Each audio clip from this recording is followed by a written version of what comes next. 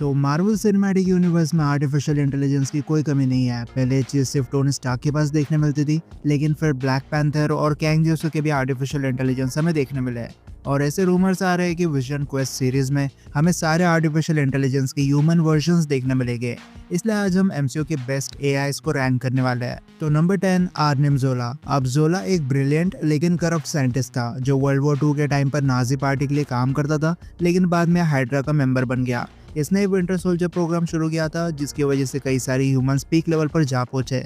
लेकिन सिचुएशन के चलते जोला अपनी कॉन्शियसनेस कंप्यूटर में अपलोड कर देता है और बन जाता है एक डिजिटल एंटिटी जो अब सर्वाइव कर सकता है बिना किसी फिजिकल बॉडी के। पर जोला अब किसी भी टाइप के कंप्यूटर सिस्टम्स को कंट्रोल कर लेता है, बट जोला की कुछ लिमिटेशंस है, जिससे इसका एग्जिस्टेंस ही कंप्यूटर सिस्टम पर डिपेंड करता है। इसलिए अगर इन सिस्टम को डैमेज या डिस्ट्रॉय कर दे तो जोला भी वही खत्म हो जाएगा। फिर ये किसी भी टाइप के फिजिकल इंटरेक्शंस भी नहीं कर सकता। ओके, नंबर 9 कैरन। अब इसे हमने देखा था होमकमिंग में, जब पीटर अपने सूट को हैक कर लेता है तब कैरन एक्टिवेट हो जाती है। ये एक फीमेल वॉइस असिस्टेंट है और पीटर पार्कर की मदद करती है उसके सुपर हीरो काम करने में।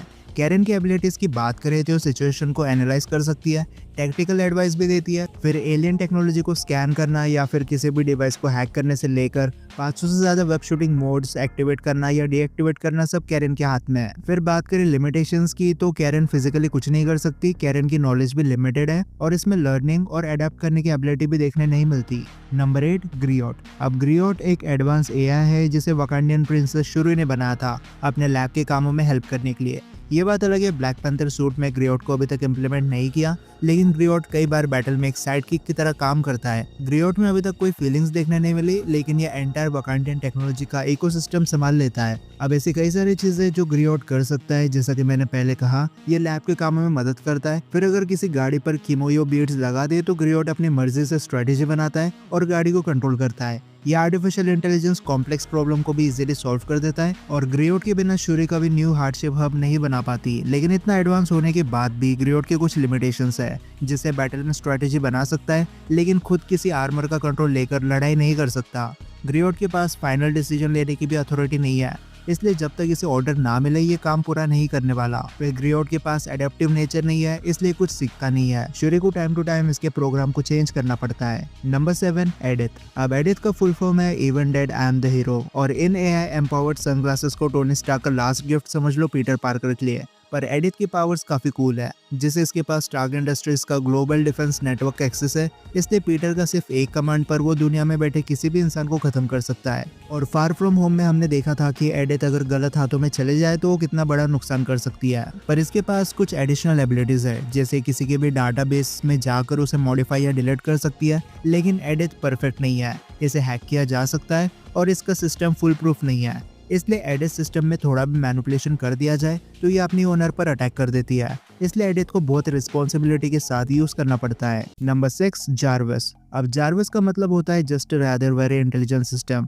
इसे टोनी स्टार्क ने अपने बटलर के डेथ के बाद बनाया था। जार्विस काफी सुपर फैंस का फेवरेट भी है और स्टार्टिंग में ये सिर्फ एक बोलने वाला सिस्टम था, लेकिन टाइम के साथ इसने स्टार्क इंडस्ट्री की सिक्योरिटी को संभालना शुरू कर दिया।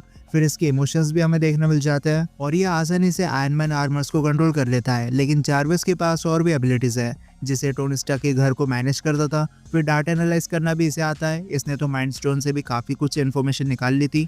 अब एक टाइप से हम जार्विस को टोनी का साइड किक बोल सकते थे, लेकिन जार्विस सबसे सुपीरियर नहीं है। अल्ट्रॉन जैसे एआई जार्विस पर अटैक करके उसका एग्जिस्टेंस खत्म कर सकता है। यह बात अलग है, जार्विस को आता है खुद को प्रोटेक्ट करना, और अगर जार्विस ना होता तो शायद हमें कभी रेड विजन भी देखने नहीं मिलता। Number 5 Friday.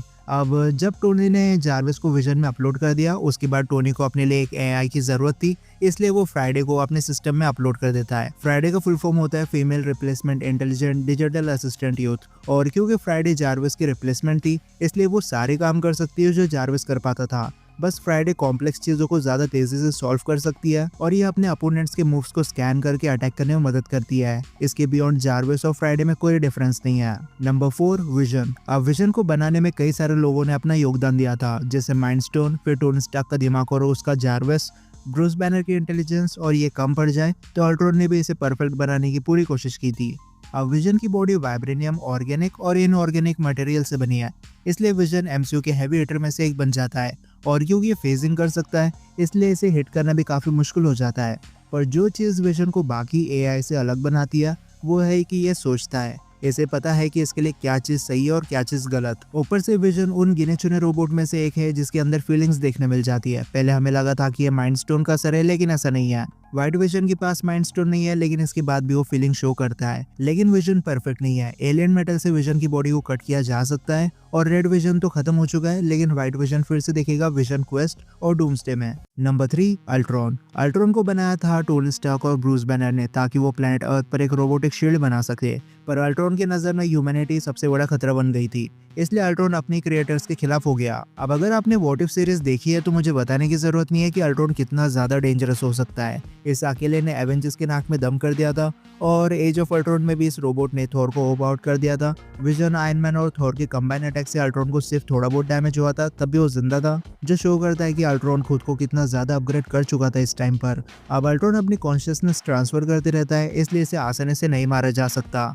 लेकिन अगर अल्ट्रॉन ऑफलाइन हो जाए तो इसे मारा जा सकता है। पर ऐसे रूमर्स आ रहे हैं कि अल्ट्रॉन फ्यूचर में फिर से अपीयर होने वाला है, तो अब देखते हैं विजन क्वेस्ट में ये दिखता है या नहीं। Number 2, supreme intelligence. अब सुप्रीम इंटेलिजेंस अपने नाम की तरह एक सुपर एडवांस आर्टिफिशियल इंटेलिजेंस है जो क्रिया एम्पायर पर रूल करती है। ये एक होलोग्राफिक एंटिटी है जिसका कोई परफेक्ट फिजिकल अपीयरेंस नहीं है, लेकिन जब कोई सुप्रीम इंटेलिजेंस के सामने आता है तब ये एंटिटी उस इंसान की जिंदगी में जो सबसे क्लोजेस्ट पर्सन होता है उसका फिजिकल अपीयरेंस बना लेती है। सुप्रीम इंटेलिजेंस को एक सुपीरियर बीइंग समझ लो जो क्रिया एम्पायर ऑपरेशंस और स्ट्रेटेजिक कॉल्स को हैंडल करती है। इसने तो कैप्टन मार्वल को भी कई बार मैनिपुलेट कर दिया था, तो इसे पावरफुल शेप शिफ्टिंग मास्टरमाइंड का टाइटल मिल जाए तो गलत नहीं होगा। Number 1, miss minutes. अब मिस मिनट्स को हमने सबसे पहली बार देखा था टीवीए में, जहाँ ये वेरिएंट्स को टाइम वेरिएंट अथॉरिटी की ओरिजिन बताती है। इसे हीहू रिमेंस ने बनाया था और इसके बाद मिस मिनट्स ही टीवीए के वर्कर्स और वेरिएंट्स को ऑर्गेनाइज करती है, लेकिन इसका काम था हीहू रिमेंस को प्रोटेक्ट करना, इसलिए लोकी और सेल्वी को भी मैनिपुलेट करने की कोशिश करती है। और मिस मिनट्स इतने एडवांस है कि इसके पास ऑलमोस्ट एंटायर मल्टीवर्स का डाटा देखने मिल जाता है और टाइम आने पर ये अपने शेप और साइज को भी चेंज कर सकती है। लेकिन इतना एडवांस होने के बाद भी मिस मिनट्स खुद का कोई फिजिकल ह्यूमनॉइड फॉर्म नहीं बना सकती और टीवीए में सिर्फ मिस मिनट्स के पास ये एबिलिटी है कि वो बिना टेम्पैड के भी किसी भी टाइमलाइन में जा सकती है। लेकिन सीजन 2 में मिस मिनट्स को रीसेट कर दिया था, तो अब शायद इसका नेचर पहले जितना ब्रूटल ना देखने मिले। लेकिन इसी के साथ ये लिस्ट ये खत्म होती है। अब आप में से काफी सुपर फैन सोच रहे होंगे कि मैंने केविन को ऐड क्यों नहीं किया। टेक्निकली वो सबसे एडवांस एआई होना चाहिए था, जो बात सही है। एमसीयू में केविन जितना पावरफुल एआई फ्यूचर में शायद ही कभी देखने मिलेगा, पर केविन लिस्ट से बाहर इसलिए क्योंकि एक मेटा नेचर कैरेक्टर है जो फोर्थ वॉल के बियॉन्ड है। केविन स्टोरीज को चेंज कर देता है, लेकिन वो दूसरे एआई की तरह स्टोरी का पार्ट नहीं है, इसलिए सबसे ज्यादा एडवांस होने के बाद भी केविन लिस्ट में शामिल नहीं हो सकता। लेकिन आज के लिए इतना है। अब अगर आपको लगता है किसी एआई को इस लिस्ट में होना चाहिए था तो मुझे कमेंट सेक्शन में बता सकते हो। तो अब मैं मिलता हूं आपसे अगले वीडियो में, तब तक गुड बाय।